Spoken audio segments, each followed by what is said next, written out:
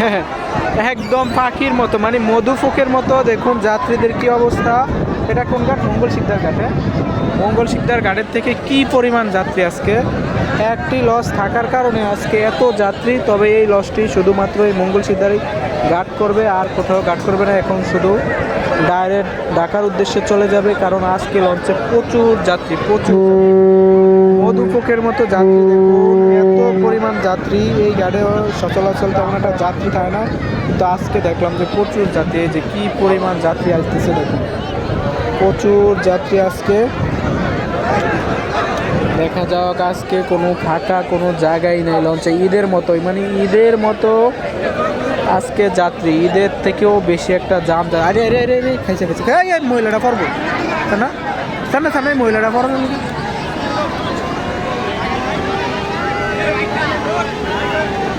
মানুষ কত রিক্সে, কত রিক্সে মানুষ উঠতে আসে জায়গার জন্য। যাত্রী, আরে বাবা এত যাত্রী কেউই জায়গা দিব না।